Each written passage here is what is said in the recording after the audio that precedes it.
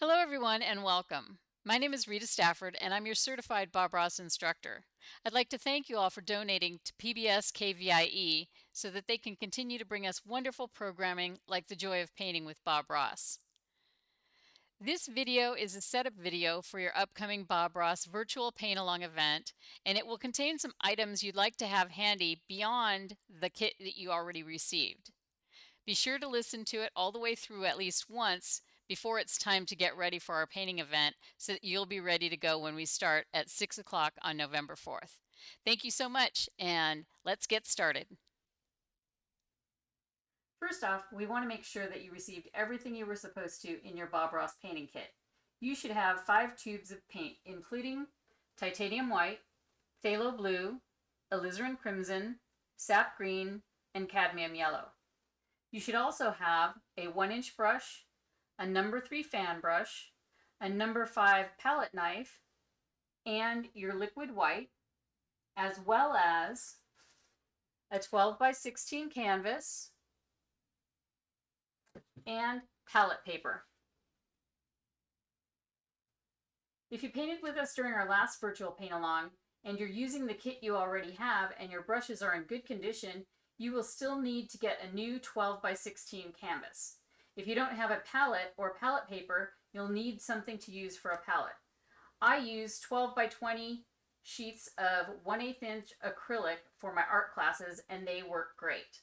I got mine at Tap Plastics in Sacramento. You can also use a piece of Reynolds freezer paper, which is basically the same thing as the Bob Ross palette paper, which comes in 50 sheet pads from Bob Ross Incorporated. And you just tape it down to your work surface or to a piece of cardboard like so.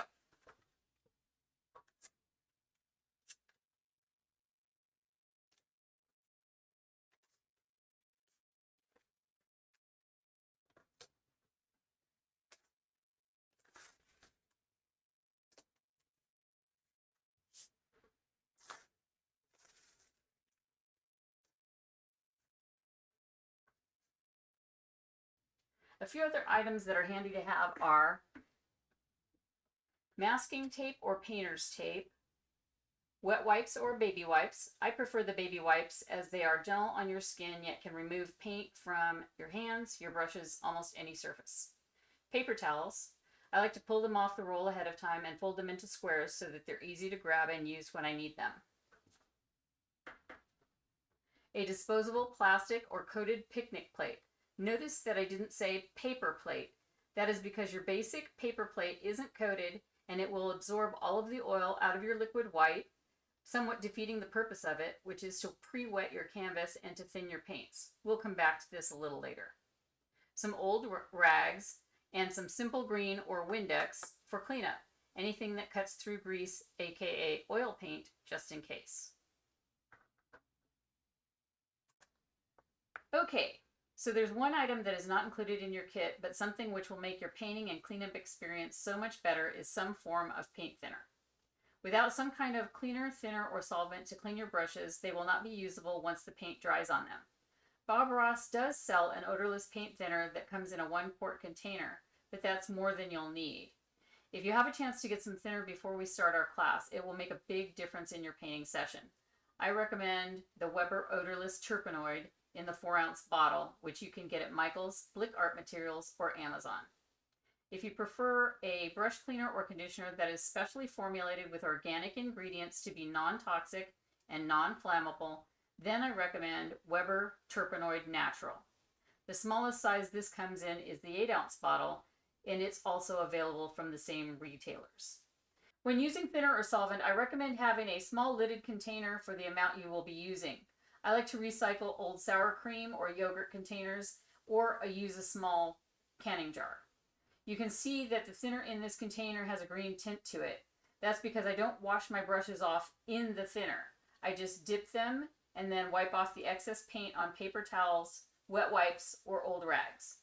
That way my thinner lasts a lot longer. Another important item to note is that even if you're using odorless thinner or solvent, you want to keep the lid on when you're not using them, as the fumes may make you dizzy or give you a headache after a time, and you won't even smell them. Of course, the Weber Terpenoid Natural does not cause that problem. If you have an apron, that's great, but be sure to wear some old clothes that you wouldn't mind getting paint on, as even the most seasoned artists can drop a fully loaded paintbrush into their laps and oil paints can stain clothing. Now let's get ready for your virtual Bob Ross paint along event. You can do this part ahead of time, but I don't recommend doing it more than 3 or 4 hours prior to the start of our event. Or if you're just watching the first time through and want to paint later with the recording, no more than 3 or 4 hours prior to painting. Be sure to protect your work surface with a plastic coated picnic or outdoor tablecloth, or even plastic garbage bags cut open and taped down to your table. Now we're going to prepare our palette.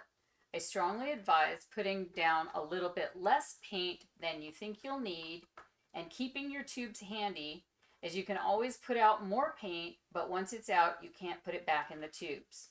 We're going to start off with 2 Hershey's Kisses, and that's the size of the little mounds that I'm using. They're about the size of a Hershey's Kiss. If you want to use a little less, go for more between a chocolate chip and a Hershey's Kiss. But we're starting off with 2 Hershey's Kisses worth of titanium white. Then about 1.5 inches away, we're going to put down 1 Hershey's Kiss of phthalo blue. Then another 1.5 inches away from that, I've put another Hershey's Kiss of phthalo blue. Then we switch to the sap green. I added 1 Hershey's Kiss of sap green next to the phthalo blue. Another Hershey's Kiss of sap green about 2 inches away from that blob. And then another sap green another 2 inches away.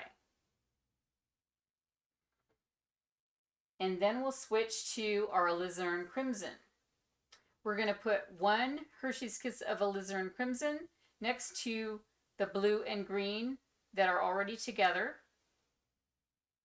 We're going to also put another alizarin crimson Hershey Kiss next to the first sap green.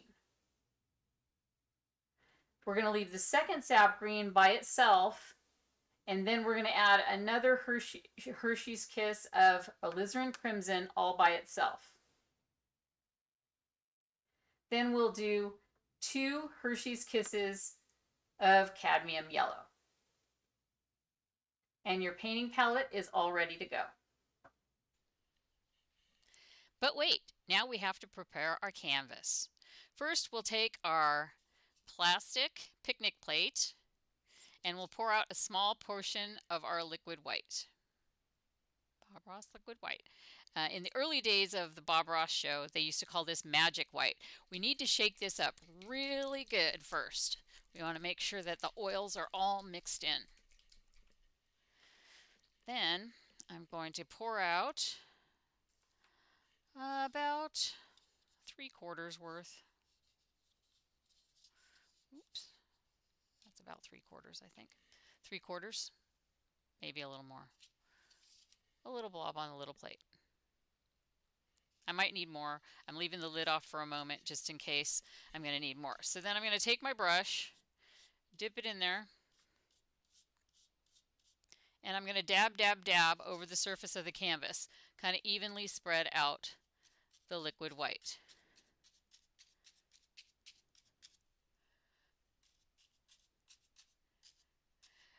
So Bob Ross canvases are typically gessoed with a slightly gray gesso, which is why you can see this liquid white across this canvas. If he used a white gesso, we wouldn't be able to see it, but because he does this on TV, he adds a slight gray gesso to his canvases so that we can see the liquid white on there.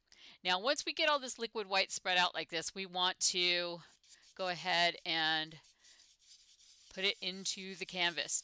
And you can hear I'm scrubbing the brush across the canvas to really spread out that liquid white that's on my brush and that's already on the canvas and really get it down into the weave of the canvas. And I'm seeing some little brush bristles coming off of my brush. That's okay. And again, I'm just using those little crisscross strokes that Bob Ross always used. You might call it a figure 8 on its side. Just back and forth, and just scrub, scrub, scrub that paint into the texture of the canvas, because we want it over the whole thing and we don't want too much.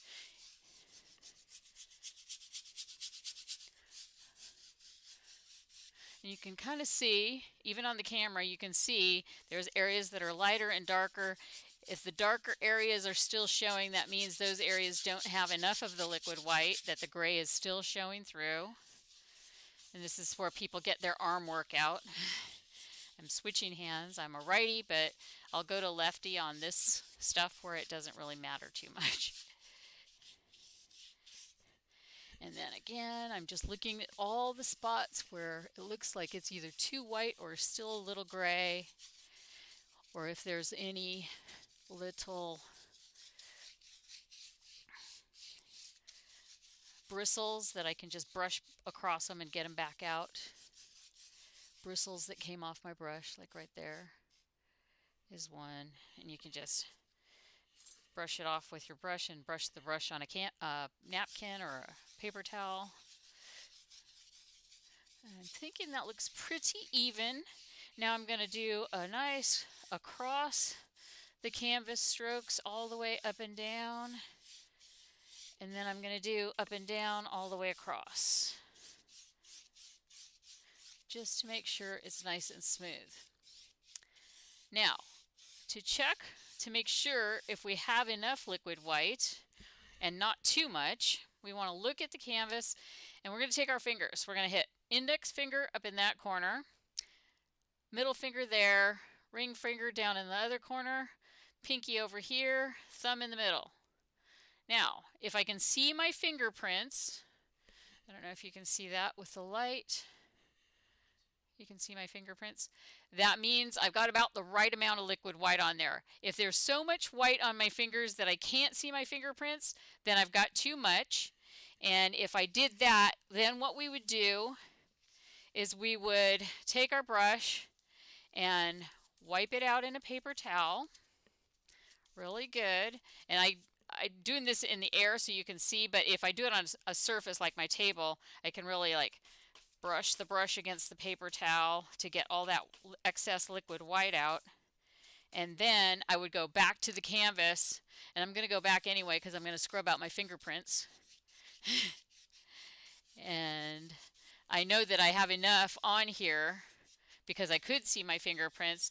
If you can't see them because there's not enough paint, or if you can't see them because there's too much paint, then we know we need to either put more on or take some off. By what I'm doing was cleaning off my brush first on a paper towel. And again, I'm just using my brush on the table surface across the paper towel like this, and then flipping it over across the paper towel like that. And then I would go back in and brush across the entire canvas again to either take more paint off or dip it in the liquid white again if I wanted to put more on. But I think it's just about right. I had that good showing of my fingerprints on the with the liquid white. I do have some liquid white left on my little plate, and that's okay because we can use this later to mix in with our paint. So don't throw that away, just keep it off to the side, and I'll tell you when we're going to use it, okay? And now some important information about cleaning our brushes. As we go through this process, our brushes will have more and more paint building up in them, and we will try to move from one color to another in an order that will reduce the need to clean the brushes so often. If you have solvent or thinner, I will advise you when and how to use it so that we don't have to spend a ton of time cleaning brushes. Also, sometimes we'll want the prior color in the brush so that it softens or mixes with the next color that we add. So I will let you know when you want to clean your brushes. When we do clean them, we want to get as much paint out as possible with the knife, then with paper towels, then with wet wipes or baby wipes. So to use the knife, I don't want to cut the knife into my bristles because I don't want to cut the bristles, and it can break them off if I use it like this. But when I have brush full of paint, if I slide the knife along the bristles like this, I can pull out a lot of paint. Obviously, there's no paint in this brush right now, but you get what I'm saying. So I would just scrape, scrape, scrape to get excess paint out. Then I would use a clean paper towel and swipe, swipe, swipe on both sides and even on the ends to get as much color out as possible. Then finally, I would switch to a wet wipe to get any excess leftover paint out of the brush. If I still have a ton of paint in my brush, I might take my thinner and just lightly dip. And I don't want to leave a ton of paint in the thinner, but I want to leave thinner on the brush. So I dip and then I'd come out, and again with a paper towel, wipe, wipe, wipe, wipe, wipe, wipe, and then switch to the baby wipe and do the same. And that's it. That's how we clean our brushes. And that's it. You should be all ready to paint Mountain Hideaway. Should you have any questions prior to the day of our event, please feel free to email me at rita@paintingwithrita.com. Thank you so much. I look forward to painting with you.